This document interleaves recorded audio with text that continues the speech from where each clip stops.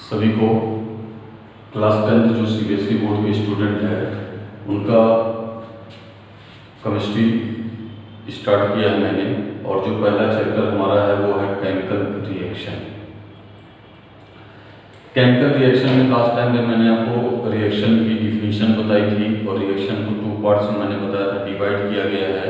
आपका physical reaction मैंने आपको बताया था जिसमें, और केमिकल रिएक्शन के बारे में बताया था। फिजिकल की परिभाषा मैंने दी थी, केमिकल की भी परिभाषा दी थी। और केमिकल रिएक्शन जब होता है तो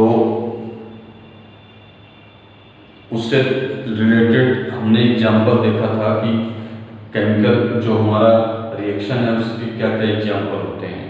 तो मैंने करीब 4-5 रिएक्शन आपको एग्जाम्पल के तौर पे बताया था। आज जो हम लोग का नेक्स्ट टॉपिक है वो है कैरेक्टरिस्टिक ऑफ केमिकल रिएक्शन। यानी क्या केमिकल रिएक्शन के कैरेक्टरिस्टिक मतलब क्या प्रॉपर्टी होती है। तो इसकी कुछ कैरेक्टरिस्टिक जो है, जो इम्पोर्टेंट पॉइंट हैं हमारे फॉलोइंग हैं। जैसे लिख देंगे कि characteristic of chemical reaction are following. पहला क्या है कि जब भी हमारा कोई भी केमिकल रिएक्शन होता है तो उसमें क्या होता है, हमारा एक न्यू सब्सटेंस फॉर्म होता है हैविंग न्यू कैरेक्टरिस्टिक।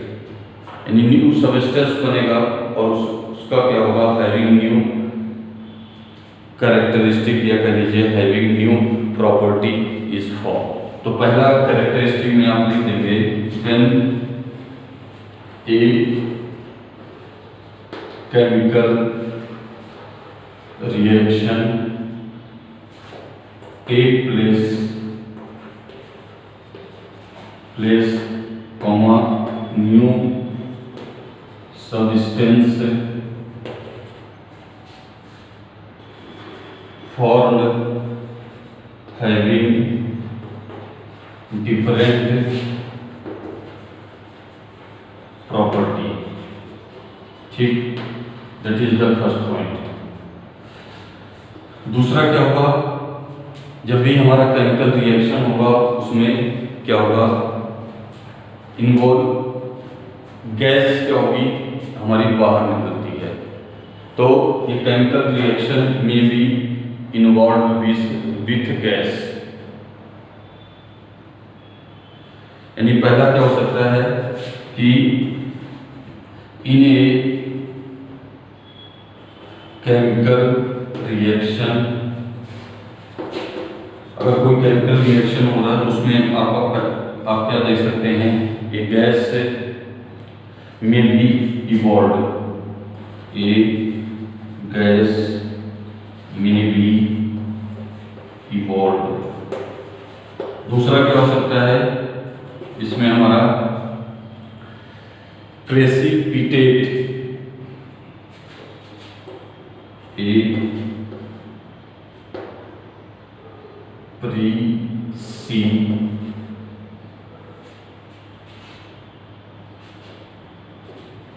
सो कहते हैं प्रेसिपिटेट।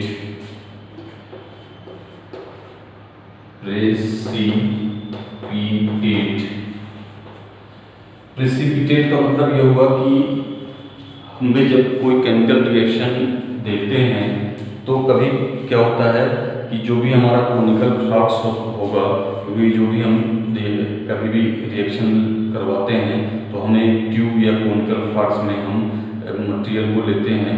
तो कुछ मटेरियल ऐसे होते हैं रिएक्शन के बाद क्या होता है, सबसे नीचे बॉटम पे आपको एक वाइट कलर का एक लेयर दिखाई देता है। ये लेयर क्या होता है, आपका प्रेसिपिटेट इसी को कहते हैं। तो जब भी इन्हें केमिकल रिएक्शन होगा, गैस इवॉल्व हो सकती है, एक प्रेसिपिटेट फॉर्म हो सकता है। ठीक, इसको शॉर्ट में टीपीटी कहते हैं। तीसरी चीज,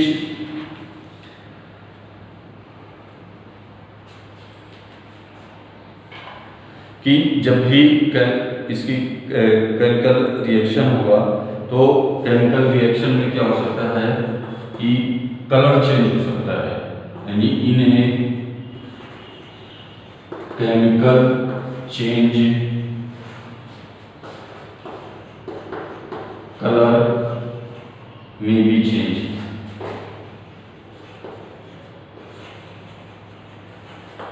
ठीक, कलर चेंज देखने को मिलेगा।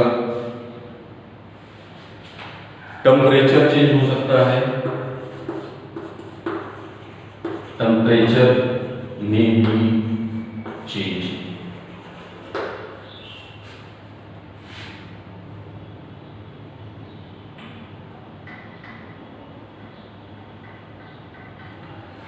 तो इतनी चीजें आप क्या कर सकते हैं, आपको देखने को रिएक्शन में अक्सर देखने को मिल सकता है कि आपको पहला पॉइंट मैंने क्या बताया, कभी जब भी हमारा केमिकल रिएक्शन टेक प्लेस करेगा तो आपको न्यू सब्सटेंस फॉर्म होगा और हैविंग डिफरेंट प्रॉपर्टी। इसी तरह से अगर हमारा कोई केमिकल रिएक्शन है तो उससे क्या मिल सकता है, हमें गैस इन्वॉल्व हो सकती है, प्रेसिपिटेट फॉर्म हो सकता है, या फिर अगर कोई केमिकल चेंज हुआ है तो उसमें कलर क्या हो सकता है, चेंज हो जाएगा। टेम्परेचर भी क्या हो सकता है, चेंज हो सकता है। तो दिस पॉइंट में be noted which indicate to characteristic of chemical reaction. इतनी बातें आप नोट कर लीजिएगा कॉपी में। अब इसके बाद हमेशा याद रखिए, एक होता है हमारा रिएक्टेंट एंड प्रोडक्ट। रिएक्टेंट में क्या होता है कि एटम ऑफ एलिमेंट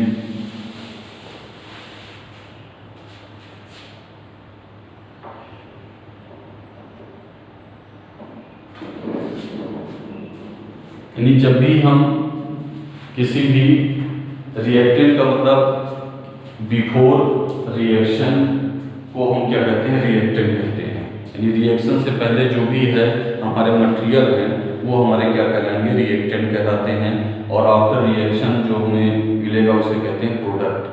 तो रिएक्टेंट और प्रोडक्ट में क्या रिलेशनशिप होगा कि जो एटम ऑफ एलिमेंट होंगे रिएक्टेंट के वो ऑलवेज इक्वल टू होंगे atom of element of product के, यानी दोनों हमेशा क्या होते हैं, सेम होते हैं। ये याद रख लीजिएगा नोट के तौर पे कि एटम ऑफ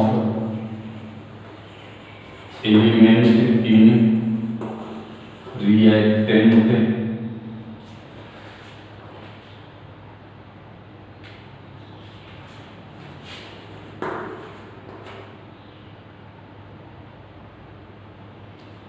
यानी जो एटम ऑफ एलिमेंट होंगे रिएक्टेंट में एंड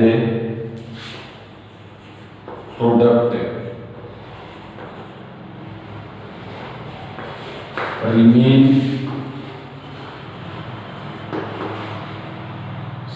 द सेम, दोनों हमेशा क्या होंगे, आपके इक्वल होंगे।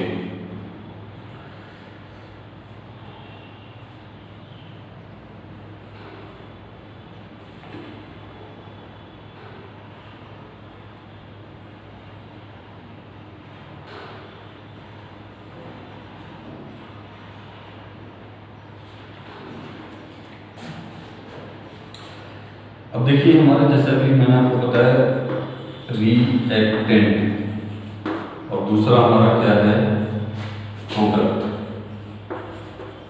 रिएक्टेंट का मतलब अभी मैंने आपको बताया कि दो substance which take part in reaction, यानी those substance take part in reaction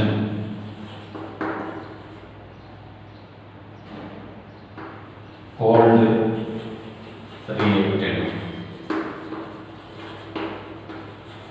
जो भी हमारे सब्सटेंस रिएक्शन में क्या करते हैं, टेक पार्ट का मतलब भाग लेते हैं, वो क्या होगा, का रिएक्टेंट कहलाएगा। इसी तरह प्रोडक्ट का मतलब ये हो गया कि the new substance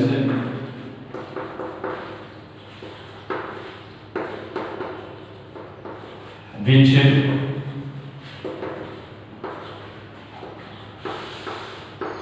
produced in chemical reaction called product। ठीक, तो ये दिमाग में रखिएगा रिएक्टेंट की क्या डेफिनेशन दे सकते हैं, प्रोडक्ट की क्या हम डेफिनेशन दे सकते हैं। तो रिएक्टेंट का मतलब यहाँ हमारा ये हो गया कि दो substance take part in reaction, यानी जो सब्सटेंस रिएक्शन में टेक पार्ट में भाग लेते हैं दैट इज कॉल्ड रिएक्टेंट। इसी तरह से the new substance which produced in chemical reaction, यानी केमिकल रिएक्शन में जो भी हमारा न्यू सब्सटेंस प्रोड्यूस होता है उसे हम क्या करते हैं, कहते हैं प्रोडक्ट कहते हैं। तो इतनी बातें इसको ध्यान में रखिएगा। इसके बाद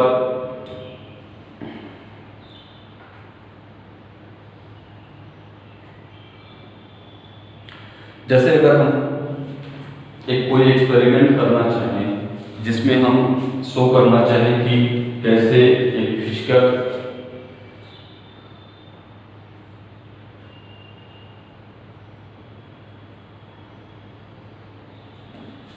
एक कोई हमारा मटेरियल हो जो अपने फिजिकल स्टेट में हो और जब भी वो चेंज हो तो उसका कैसे हम कलर दे सकते हैं कि कलर चेंज होने पर क्या होगा। तो इसके लिए है क्या चीज कि एक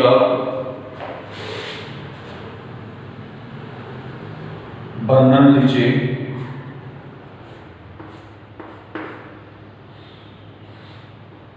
ठीक, और इसके ऊपर एक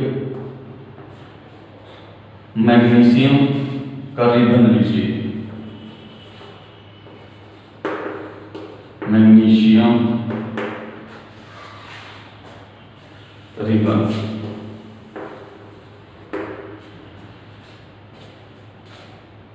और इसको पकड़ने के लिए आप क्या करिए, टंग का इस्तेमाल किया जाता है, ठीक है।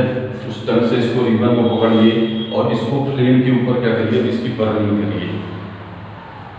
तो बर्निंग के बाद यहीं पे नीचे आप क्या करिए, एक कोई फ्लास्क टाइप का यहाँ पे रखिए। तो नीचे भी हमारा ये मैग्नीशियम रिबन क्या होगा, बर्न होगा, तो हमें एक ब्राइट व्हाइट लाइट मिलेगा, ठीक है। यानी ब्राइट का मतलब बहुत ही चमकीला होगा और उसका कलर कैसा होगा, व्हाइट होगा। वो सभी क्या होंगे, उसकी एस यहाँ पर आपके कलेक्ट होंगे। तो ये जो हमारा प्रोडक्ट के फॉर्म में यहाँ पर प्राप्त होगा वो किस, ये हमारा मैग्नीशियम रिबन है और यहाँ पे जो हमें मिलेगा वो MgO होगा। MgO जो होगा हमारा, इसका कलर कैसा होगा, ब्राइट व्हाइट लाइट होगा। तो जब भी हम इस एक्सपेरिमेंट को करते हैं तो यहाँ से हमें MgO मिलता है और MgO जो हमारा है, जो ब्राइटनेस होती है उसमें, तो इस एक्सपेरिमेंट को करने से पहले फर्स्ट ऑफ ऑल जब भी हम करते हैं तो हमें इस एक्सपेरिमेंट को करते हुए हम इसको दूर करते हैं ताकि इसकी जो लाइट है हमारी आंखों पर ना पड़े, क्योंकि ये हार्मफुल होता है आंखों के लिए।